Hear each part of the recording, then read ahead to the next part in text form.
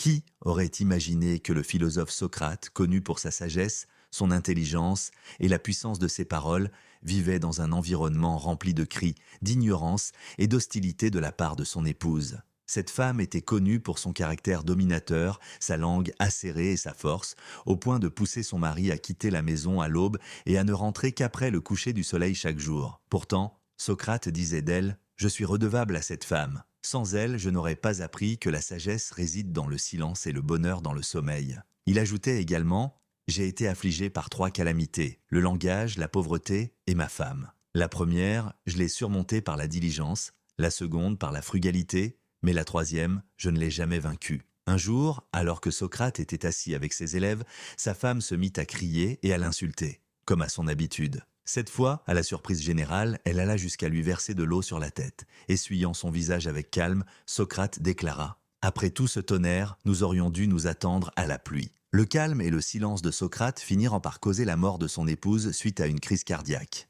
Oui, elle s'éteignit après avoir déclenché une énième dispute avec lui. Tandis qu'il restait silencieux, paisible et imperturbable, elle, en revanche, s'emporta comme un volcan en éruption. La colère intense provoqua une douleur aiguë à son cœur et à son épaule, entraînant son décès la nuit même.